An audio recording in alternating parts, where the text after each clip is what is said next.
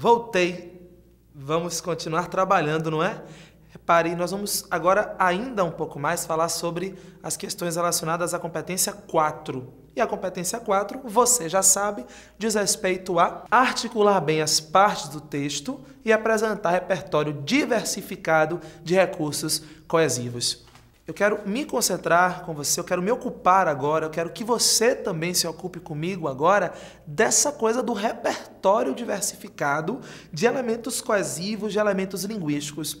O próprio MEC, orientado pelas construções teóricas, pelas pesquisas feitas em linguística, nos estudos da língua portuguesa, nos sugere algumas estratégias para a construção da coesão. Lá no Guia do Participante, lá no Manual de Redação do MEC, eles estabelecem algumas estratégias, algumas orientações, e eu preciso dividi-las com você, e eu preciso, na verdade, conversar sobre elas com você. Então vamos ver que estratégias são essas aí que o MEC nos sugere, que o MEC nos propõe. Repare só.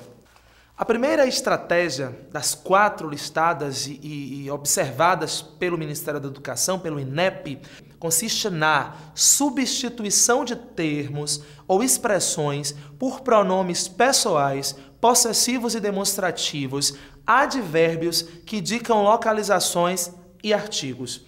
Esta estratégia está relacionada aos princípios de referenciação.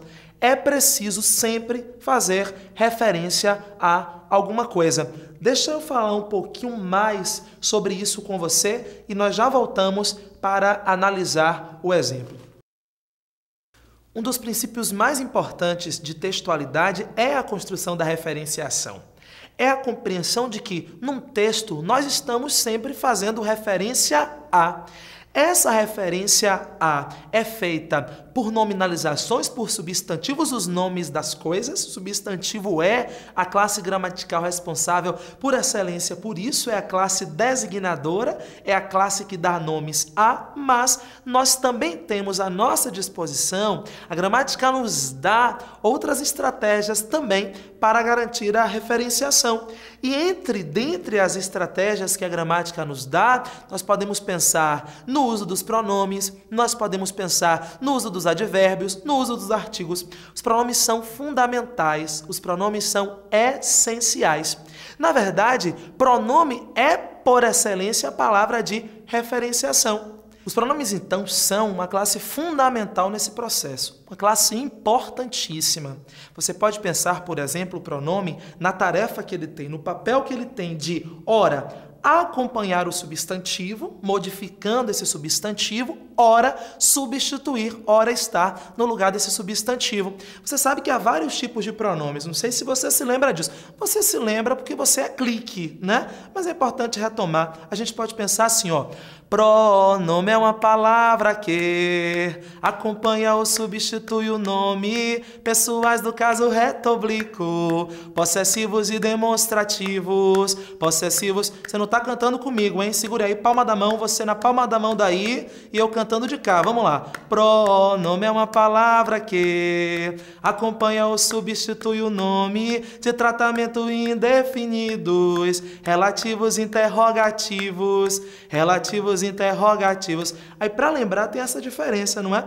Pronome que acompanha é um pronome adjetivo. Pronome que substitui é um pronome substantivo. Aí a gente pode pensar da seguinte forma. Palma da mão comigo, hein? Ainda me lembro do que Edu falou quando me ensinou. Isso que vou contar. Um pronome é adjetivo quando o substantivo for acompanhar. Fiquei confuso quando ele me disse, mas agora sei, não vou me atrapalhar.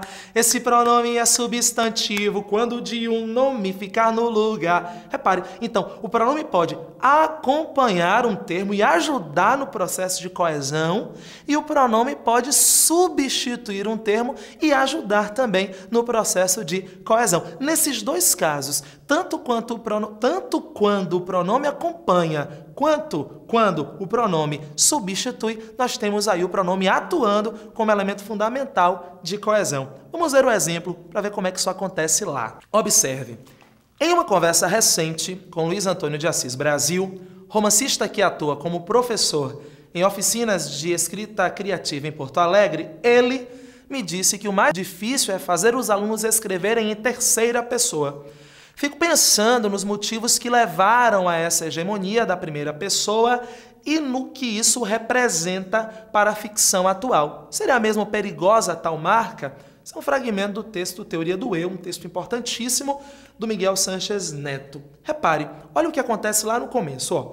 Em uma conversa recente com Luiz Antônio de Assis Brasil, romancista que atua como professor em oficinas de escrita criativa em Porto Alegre, ele, repare, ele é um pronome substantivo, é um pronome que substitui. Substitui quem? Luiz Antônio de Assis Brasil. É uma estratégia importante de coesão. Por quê? Porque você dá unidade ao texto, você conecta as partes do texto e evita a repetição, evita as repetições. Na verdade, você está se referindo a, mas não está repetindo o termo, o pronome pessoal, o pronome ele atuando nesse processo, trazendo, reativando o termo. Ele me disse que o mais difícil é fazer os alunos escreverem em terceira pessoa. Fiquei pensando nos motivos que levaram a essa hegemonia da primeira pessoa. Observe você que agora já aparece o pronome essa, um demonstrativo, um elemento de retomada, acompanhando a expressão hegemonia da primeira pessoa e funcionando também como um elemento de retomada. Observe que no período anterior, o autor diz que os alunos têm dificuldades, os alunos não escrevem em terceira pessoa. Ora, se eles não escrevem em terceira, eles escrevem então na primeira. Se eles escrevem muito na primeira, a primeira pessoa é uma pessoa constituída aí por uma hegemonia nos processos de produção textual. Repare que o pronome essa resgata a memória de quem está lendo, resgata aquilo que já foi dito. E no que isso representa para a ficção atual? Você já tem aí um pronome isso participando da cadeia. Então, em primeiro momento, o autor diz: os alunos têm dificuldade de escrever em terceira pessoa. Depois ele traz essa hegemonia da primeira pessoa. Como já está claro, vem o pronome isso apenas, sozinho, substantivo, no processo aí, pronome substantivo, para retomar, para resgatar no que isso representa. Você vai formando uma cadeia de referentes no texto, de modo que quem ler e quem lê não se perde, não se perderá. Seria mesmo perigosa tal marca? É a pergunta, e o pronome demonstrativo tal, acompanhando a expressão nominal marca, também participando desse processo de reativação. A primeira estratégia, então, é essa estratégia de substituição.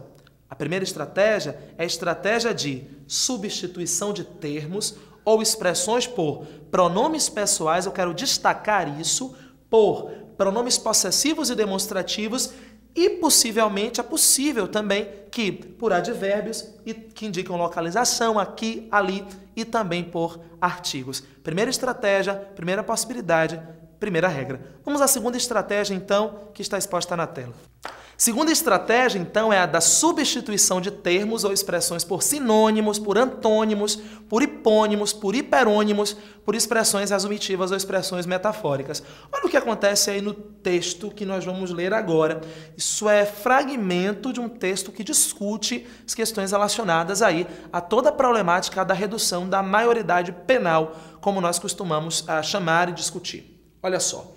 O crime ocorreu na noite de uma quarta-feira, 10 de abril, no bairro da Zona Leste de São Paulo e provocou imediata repercussão pela aparente gratuidade do ato e porque o agressor era menor de idade e estava 3 dias de completar 18 anos. É muito possível que você se lembre desse caso e dessa situação. Queria que nós observássemos o uso da palavra crime, lá na primeira linha, e o uso da palavra ato, aqui na segunda linha. Perceba que crime e ato são expressões que de alguma forma se relacionam, são expressões que semanticamente estão relacionadas, porque quando o autor diz gratuidade do ato, ato remete a crime. São palavras de sentido próximo, são palavras solidárias do ponto de vista semântico. Deixa só eu olhar para você para dizer uma coisa importante. Repare, só uma provocação. Pense um pouco antes de me responder. Que tipo de relação semântica eu posso estabelecer entre crime e ato? Ato e crime podem ser utilizados para designar a mesma coisa num determinado texto? Sim. Mas crime e ato são a mesma coisa? Semanticamente, não exatamente. Quem é que é mais geral? Quem é que é mais genérico? Quem é que é mais amplo? O que tem sentido mais amplo? O que é hiper? Olha só, hiper, mais amplo, maior, hipo, mais reduzido, menor. Então, quem é que é hiperônimo e quem é que é hipônimo? Pensa um pouquinho nisso aí, rapidinho. Dá uma pausa para pensar. Pensou? Pensou direitinho? Então, o que é mais geral? Ato é mais geral, não é? Então, eu posso pensar ato como um hiperônimo e eu posso pensar crime como um hipônimo. Mas, não precisa ficar decorando esses nomes. Não é para decorar esses termos. É só para você pensar que, quando você estiver escrevendo um texto, quando você precisar fazer referência a uma determinada expressão que já foi apresentada, você pode se valer dessas expressões que têm proximidade semântica, de um sinônimo, talvez de um antônimo, de um hiperônimo, termo mais genérico, de um hipônimo. Vamos usar um outro exemplo. Sei lá, você está falando sobre alguma coisa relacionada a Brasil. E aí você está lá repetindo Brasil, Brasil. Chega uma hora que dá um cansaço, não é? De novo Brasil, mais uma vez Brasil. O que você pode pensar num determinado contexto? Em vez de dizer Brasil, você pode dizer país. Você pensou em país, não foi? Você pode dizer nação. Então, num determinado contexto, Brasil, país e nação podem estar dizendo a mesma coisa. Um nome mais amplo, um nome mais específico, são também estratégias para a construção da coesão do texto. Tá certo? É isso aí. Até!